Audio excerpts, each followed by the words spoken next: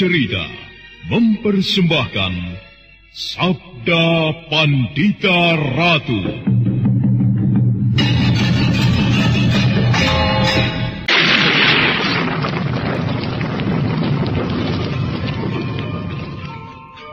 Sabda Pandita Ratu. Naskah ditulis oleh Pondra Swasti Langit, diolah oleh Agung Bahrodi, didukung oleh artis-artis terkemuka Ferry Fadli, Eli Ermawati, M. Abud, Ivone Rose, dan lain-lain. Teknik dan montase Ibing Arifin, dengan sutradara Dian Pertiwi. Sabda Pandita Ratu. Kali ini dalam episode ke-20 dengan judul Rembulan dan Matahari.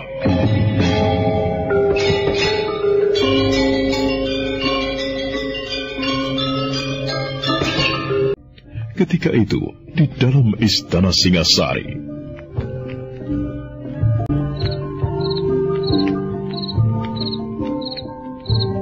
Emban, hamba Tuan Putri. Sedang berada di manakah Baginda saat ini? Hamba Tuan Putri, Baginda saat ini berada di istana Tuan Putri Kendedes. Apa yang dilakukan Baginda itu di sana? Hamba tidak tahu, Tuan Putri. Kendedes tidak sedang berada di Keputren. Ia memaksa diri untuk kembali ke kampung halamannya di Panawijen. Mengapa tuanku berada di sana? Hamba tidak tahu, Tuan Putri. Rupanya Sri Baginda sedang rindu kepada istrinya itu. Dan sekarang melepas kerinduannya itu dengan berada di Keputrennya. Bahkan barangkali Baginda sekarang sedang menciumi bantal bekas baunya. Mengaku hamil? Sebuah cara yang rendah. Aku tidak yakin apakah Kendedes itu benar-benar hamil seperti yang disampaikan oleh emban tua keparat itu. Itu pasti sebuah cara untuk menarik perhatian Sri Baginda. Sial. Perempuan tidak tahu diri kau, Kendedes. Ampun, Tuan Putri. Apakah hamba sudah diizinkan untuk lumengser dari tempat ini? Belum. Wajah Ken Umang yang hamil tua itu benar-benar keruh. Kedua alisnya mencuat menggambarkan keruh mata hatinya.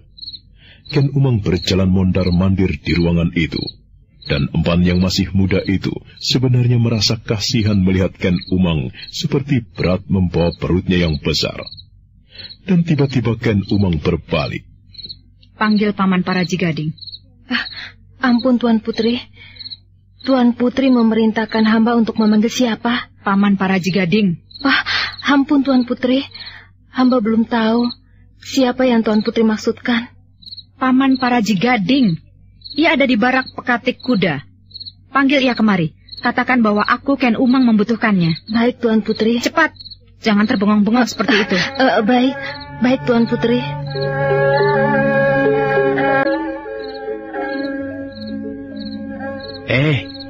Kau mencari siapa, Nduk?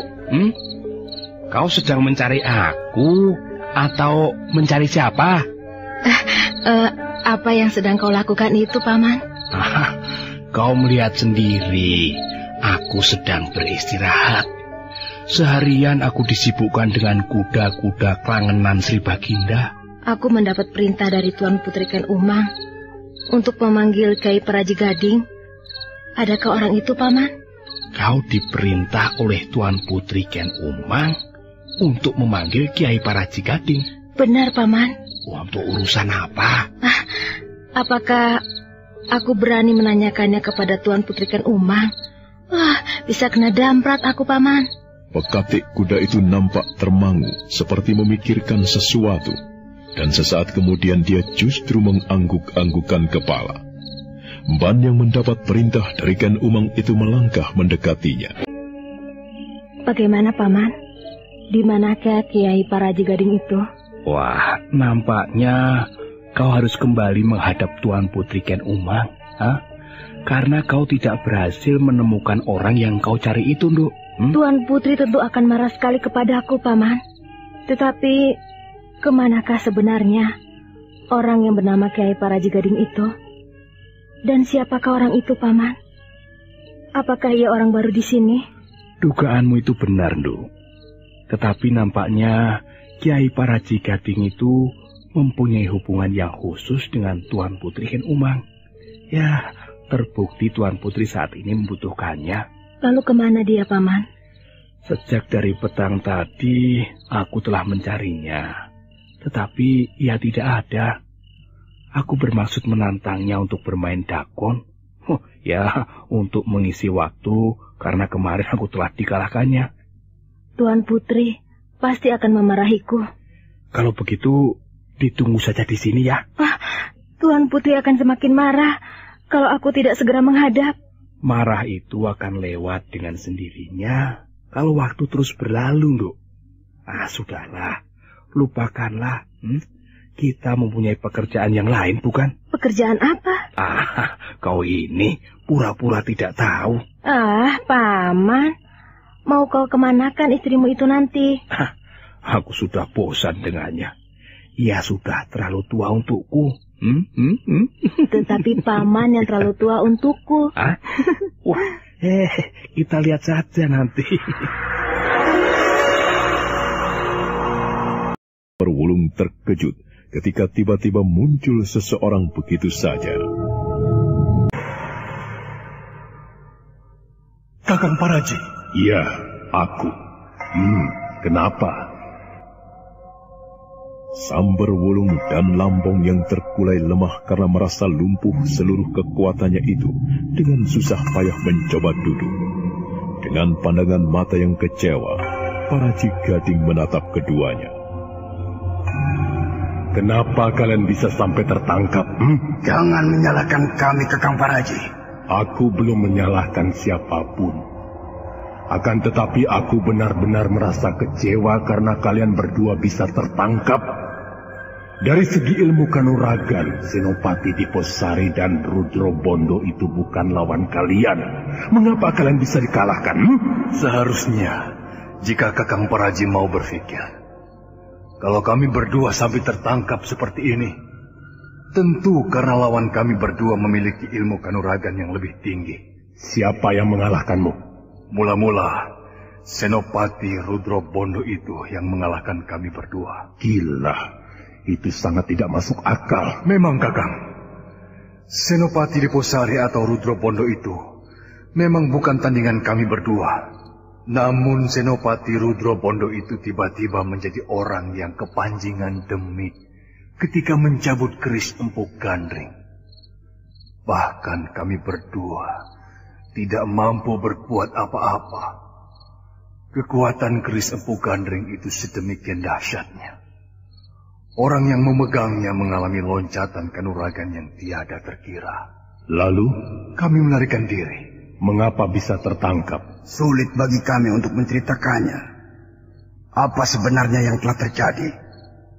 Karena tiba-tiba muncul orang yang telah memegang keris Empu Gandring pula. Orang itu mampu mengubah wajah. Ada Paraji Gading berdesir mendengar penjelasan itu. Ingatannya segera tertuju kepada peristiwa yang dialaminya sendiri.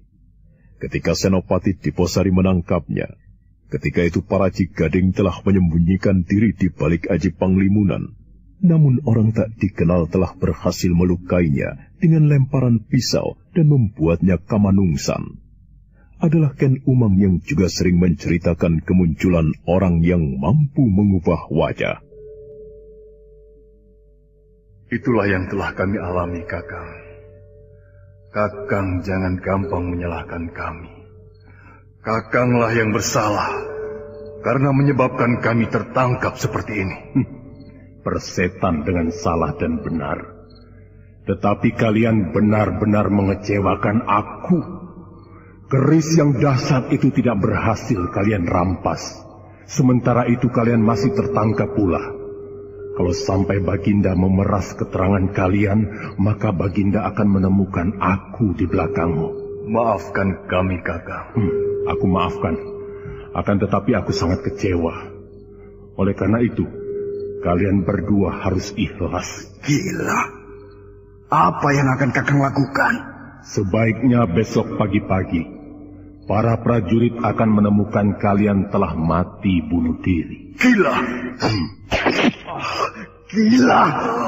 Apa yang kau lakukan itu? Jangan berteriak-teriak. Buah pisau yang telah dipersiapkan sebelumnya menancap di masing-masing dada Lambung dan Samberwulung. Kedua tangan para Cigading segera mendekap mulut kedua orang itu untuk tidak menimbulkan suara gaduh. Lambung dan Samberwulung merontak kesakitan, namun sesaat kemudian tubuh itu pun membeku. Para Cigading tersenyum.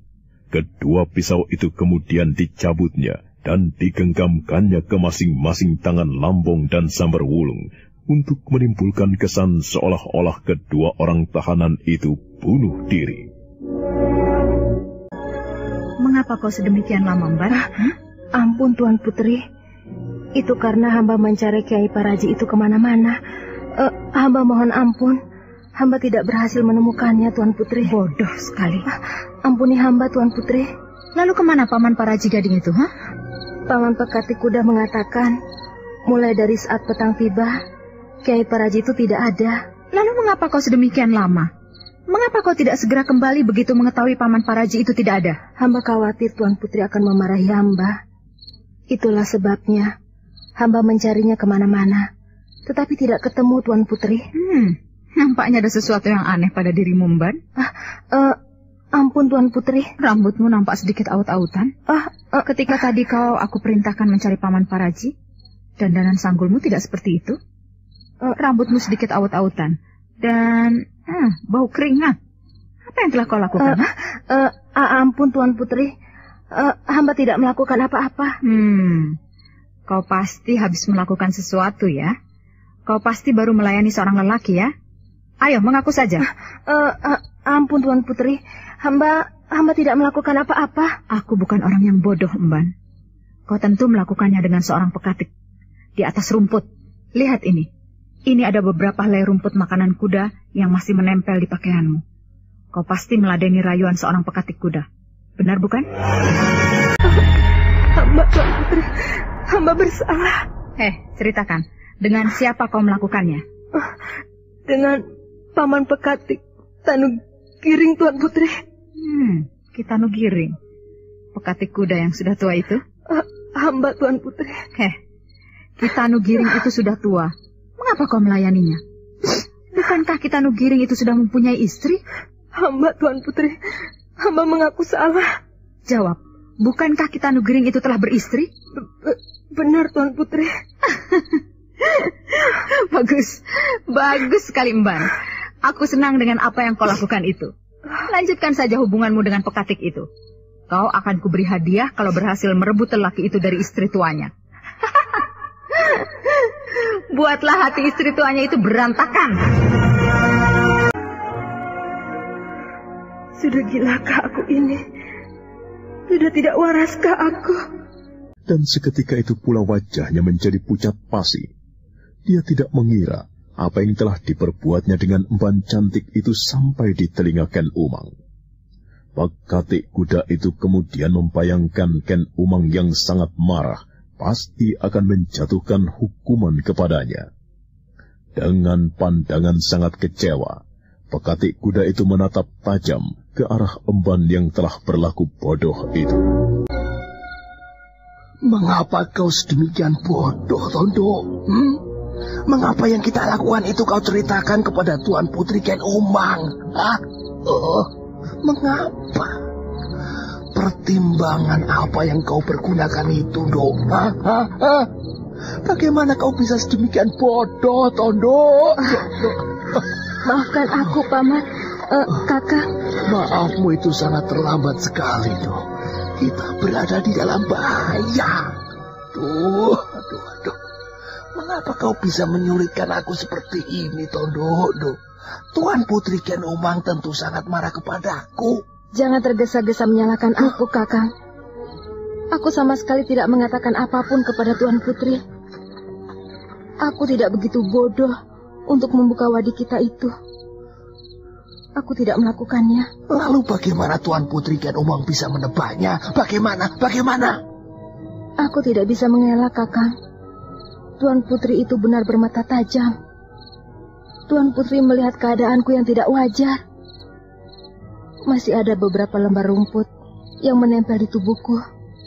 Kemudian sanggulku yang berubah, bahkan juga keringatmu. Aduh, gila. Aduh. Lalu bagaimana ini, Nduk? Bagaimana ini? Tetapi Tuan Putri tidak marah, Kakang. Apa? Hah? Bagaimana? Ternyata Tuan Putri tidak marah. Piye ini? Piye? Kepriye toh, Nduk? Kepriye? Tuan Putri tidak marah. Dan malah senang. Hus, kau jangan mengarang cerita macam-macam, Nduk. Sungguh, Kakang. Tuan Putri ternyata tidak marah.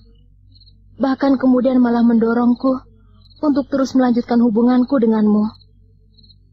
Bahkan Tuan Putri Ken Umang menjanjikan akan memberi hadiah kalau aku bisa merebut Kakang dari istri Kakang. Pekati kuda yang bernama Kitanu Giring itu termangu beberapa saat, seperti betapa susahnya dia menelan apa yang disampaikan emban itu kepadanya. Namun belum juga dia berhasil mengerti atau mengetahui mengapa Ken Umang bisa bersikap demikian. Pekati kuda itu melangkah mendekat, diraihnya pundak emban yang cantik itu.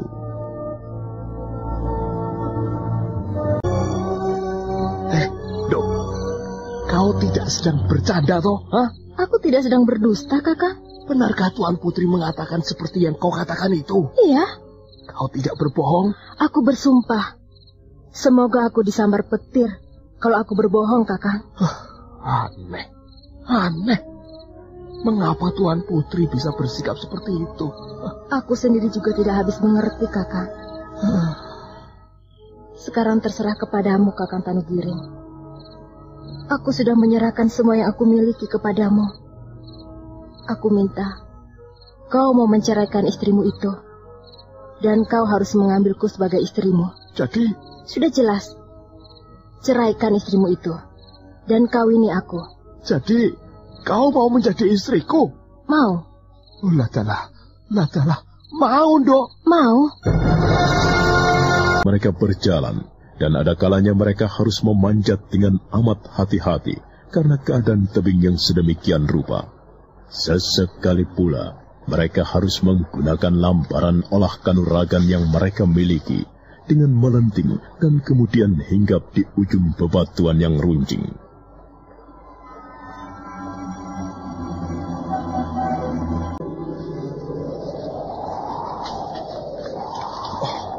Gila.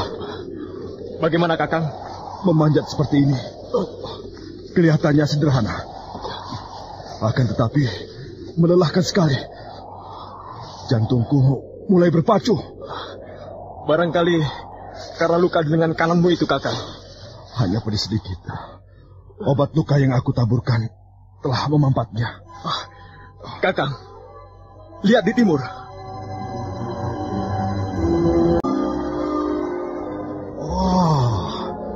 Indah sekali.